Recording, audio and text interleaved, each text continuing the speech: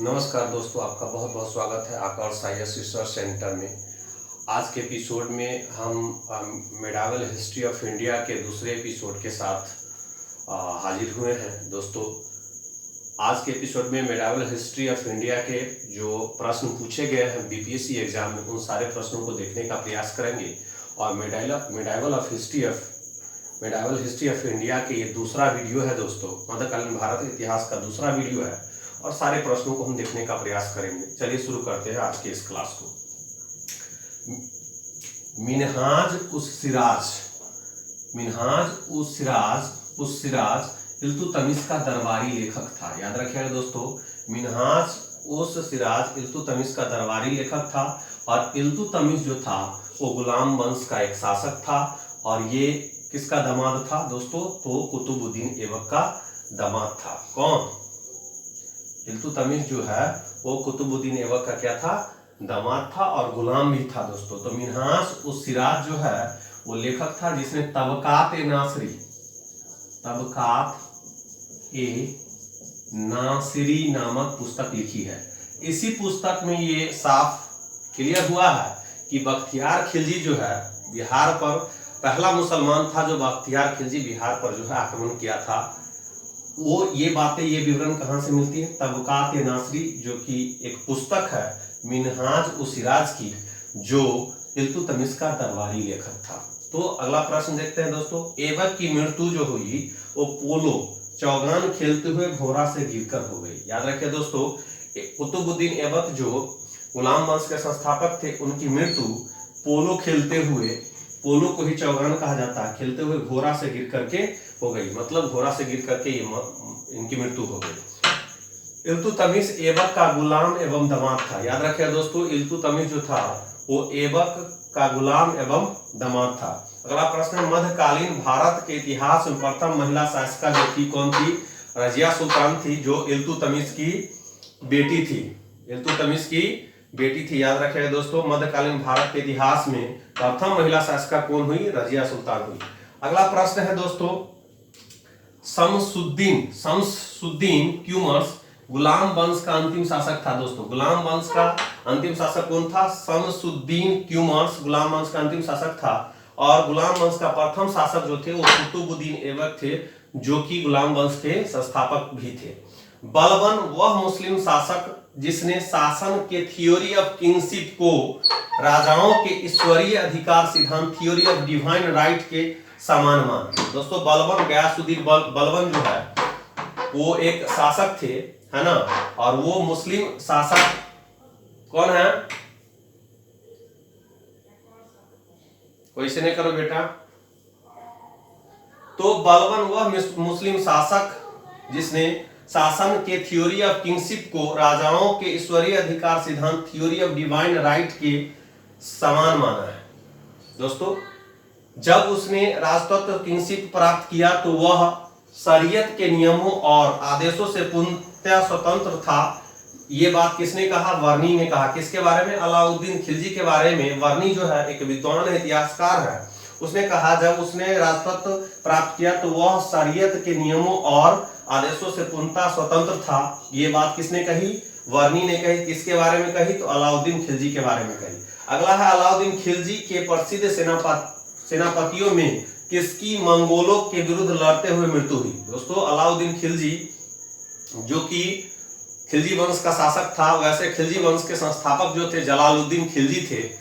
और उससे पहले बलबन गयासुद्दीन बलबन जो थे वो गुलाम वंश के शासक थे। याद रखिएगा दोस्तों, गुलाम वंश के अंतिम शासक जो है वो क्यूमर्स थे, शमसुद्दीन क्यूमर्स। याद रखिएगा दोस्तों। और अलाउद्दीन खिलजी के जो सेनापति जो थे वो मंगोलों के साथ लड़ते हुए जो मरे थे वो थे जफर खान। याद रखिएगा दोस्तों, कौन थे? जफर खान। याद रखिएगा दोस्तों, बहुत महत्वपूर्ण प्रश्न है, जफर खान। अगला प्रश्न है, रानी पद्मिनी का नाम अलाउद्दीन की चित्तौर विजय से जोड़ा जाता है। दोस्तों, रानी पद्मिनी का नाम जो है अलाउद्दीन की चित्तौर विजय से जोड़ा जाता है। तो रानी पद्मिनी के पति का नाम क्या था? राणा रतन सिंह। दोस्तों, अलाउद्दीन खिलजी के बारे में बहुत ही इंपोर्टेंट बातें जो मैं आपको बताने जा रहा हूं। अलाउद्दीन खिलजी जो थे उनके एक शासक थे मलिक कफूर। कौन थे? मलिक कफूर उनके शासक थे, अलाउद्दीन खिलजी के मलिक कफूर। और मलिक कफूर जो है उनके ही नायक थे, वो जो है देवगिरी पर आक्रमण किए, है ना। तो देवगिरी को जीत लिए थे और देवगिरी के जो शासक थे वो रामचंद्र देव थे। ये भी प्रश्न आया हुआ है दोस्तों, देवगिरी का शासक कौन था अलाउद्दीन खिलजी के समय। लेकिन तेलंगाना का राजा जो था प्रतापरुद्र, उससे लड़ा मलिक कफूर। मलिक कफूर कौन था? तो अलाउद्दीन खिलजी का एक नायक था। वो लड़ा तेलंगाना के शासक प्रतापरुद्र से और उससे लड़ करके उसको हरा दिया। और उसके पास जो कोहिनूर हीरा था वो मलिक कफूर ले लिया, और मलिक कफूर ने वो कोहिनूर हीरा किसको दे दिया? अलाउद्दीन खिलजी को। दोस्तों याद रखिएगा, मलिक कफूर जो था वो अलाउद्दीन खिलजी का क्या था? एक नायक था, जो कि तेलंगाना के प्रतापरुद्र जो है शासक थे, है ना। अलाउद्दीन खिलजी के शासन काल में जब आक्रमण किए थे तेलंगाना पर अलाउद्दीन खिलजी के जो नायक थे मलिक कफूर, तो वो कोहिनूर हीरा जो है वो किसको दे दिए? मलिक कफूर अलाउद्दीन खिलजी को। मैं आपको बता दूं, रानी पद्मिनी को जीतने के लिए, है ना, स्पेशली चित्तौड़ पर जो आक्रमण किए थे अलाउद्दीन खिलजी, राणा रतन सिंह को हराए थे। किस लिए हराए थे? तो स्पेशली वो रानी पद्मिनी को पसंद करते थे, और रानी पद्मिनी को प्राप्त करने के लिए उन्होंने क्या किया था? राणा स्पेशली इसी के लिए चित्तौड़ पर जो आक्रमण किया और चित्तौड़ को जीता था, रानी पद्मिनी को प्राप्त करने के लिए। और ये बात जो अभी हम बता रहे हैं वो एक पुस्तक है मलिक मोहम्मद जायसी की, पद्मावत में वर्णित की गई है। और आपने देखा होगा दोस्तों, दीपिका पादुकोण और रणवीर सिंह का एक मूवी आया था पद्मावत, उस पर बहुत सारा विवाद हुआ था। वो जो सिनेमा है वो इसी पर आधारित है, यही मैटर है दोस्तों। अलाउद्दीन खिलजी और रानी पद्मिनी के बारे में कहानी है। अलाउद्दीन खिलजी जो बने हुए हैं वो कौन बने हैं? रणवीर सिंह। और रानी पद्मिनी जो बनी हुई है वो कौन बनी हुई है? दीपिका पादुकोण बनी हुई है। तो आगे देखते हैं दोस्तों, आगे है बहुत इंपॉर्टेंट बातें हैं। अब है हम बात करते हैं कि अलाई दरवाजा का निर्माण किसने करवाया। तो कुतुब मीनार के ही अंदर में अलाई दरवाजा का निर्माण करवाया गया था अलाउद्दीन खिलजी के द्वारा। अब है दार उल सफा, फिरोज शाह तुगलक जो शुरू किए थे, एक खैराती अस्पताल था दार उल सफा। एग्जाम में आया हुआ है कि दार उल सफा क्या है? एक खैराती अस्पताल है जो कि फिरोज शाह तुगलक, अब देखो तुगलक वंश के संस्थापक जो थे वो कौन थे दोस्तों? गयासुद्दीन तुगलक थे।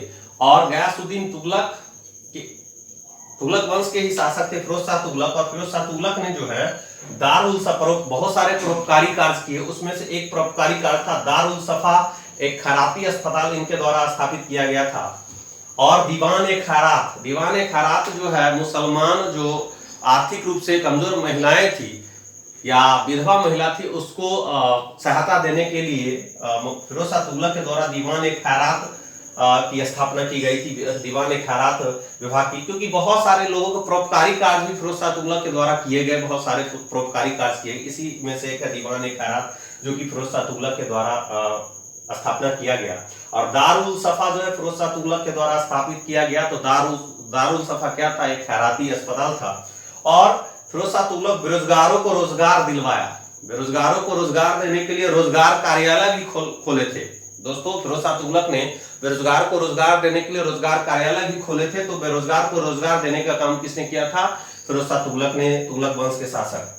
सबसे अधिक गुलाम जो रखते थे, लगभग 1,80,000 गुलामों को रखने का रिकॉर्ड सल्तनत काल में, सबसे ज्यादा गुलामों को रखने का रिकॉर्ड, दासों को रखने का रिकॉर्ड जो था वो किसके पास था?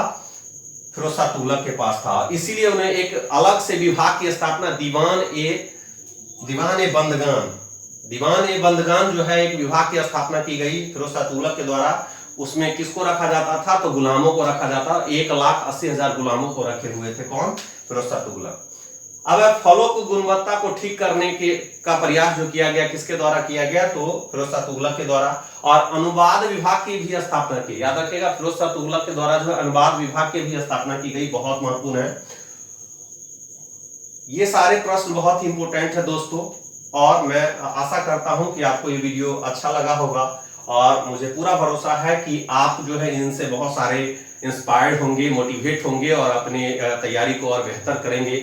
मुझे पूर्ण विश्वास है, पूर्ण आशा है कि आप दिन प्रतिदिन खूब मेहनत करेंगे अपने लक्ष्य को प्राप्त करने के लिए। क्योंकि एक कहावत है, improve your confidence twist more the problem becomes half sure. अपने विश्वास को दुगुना कर लो, समस्या का आधे समाधान उसी से हो जाता है। दोस्तों तो इस एपिसोड को यहीं पर हम रोकते हैं। फिर अगले एपिसोड में मध्यकालीन भारत के इतिहास से जो पूछे गए प्रश्न है बीपीएससी के पीटी में, वो सारे प्रश्नों को देखने का प्रयास करेंगे। तब तक दोस्तों अगर लिखना चाहते हैं तो उसको लिख सकते हैं आप।